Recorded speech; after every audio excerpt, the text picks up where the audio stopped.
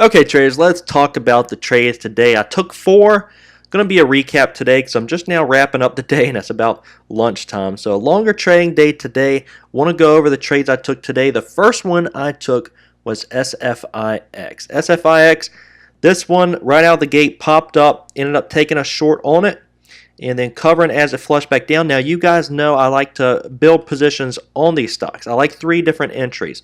One as like a feeler position when I think it's a good entry. The second one when it's even better. And the third one when it confirms. Now, SFIX was on a feeler. It was on a starter position there. And here's the thing with SFIX. You know, this one dropped and then it popped back up. I could have added here.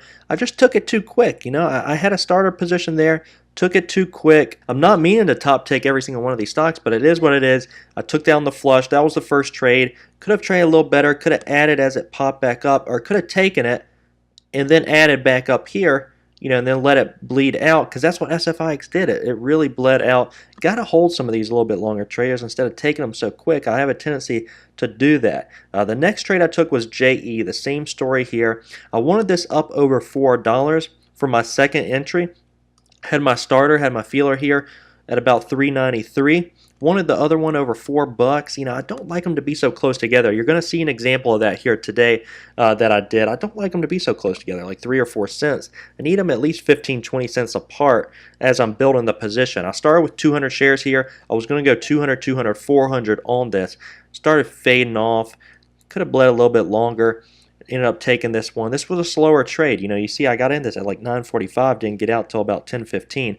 So that one took a little bit longer. The next one I took was LJPC. Now this one was really interesting because I got my 3 ads on it, but they were so close together. Just exactly what I told you I didn't want to do. Have these 3 so close together like this. What I should have done was add here, and add here.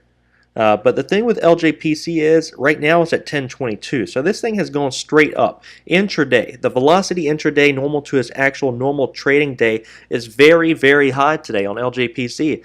This thing yesterday was very oversold. Very oversold on the RSI near a 30, but today this thing spiked up. I mean, it's already over a 70 because its average trading day, it traded very low volume and it was kind of in a decline. It was on a decline, and today, you know, it was oversold and this thing has just been spiking like crazy. But when I see these big green candles like this, it gets me really interested in taking a position. It's almost like a long bias trader. When a stock is pulling back, he gets interested, you know, in buying the washout. Well, on LGPC, on stocks like this, when they go straight up, kind of taking out those automated orders, I get really excited to sell into those emotions, take a short position.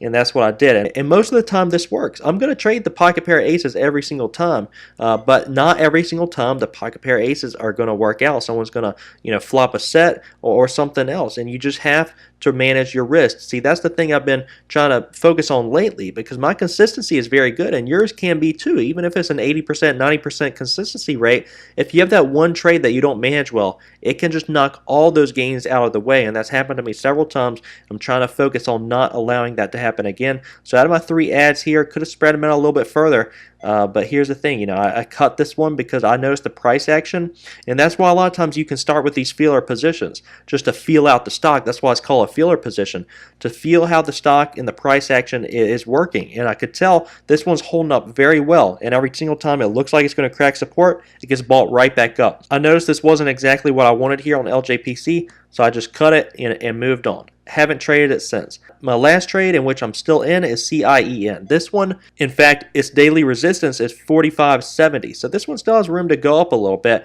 I'm sitting in this around 45 bucks right now. I'll show you my positions. But we gapped up from $36 up to about 43, and now we're up at 45.15. So this one's been climbing very quickly. A lot of longs on this, and they should be getting exhausted soon. It's getting around 12 o'clock, and what happens around 12, right? These longs get a little hungry.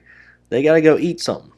Us short bias trades, we stay in these a little bit longer. So that's what I'm working with right now on CIEN. I'm going to try to let this bleed out for a little while. I ended up cracking the trend.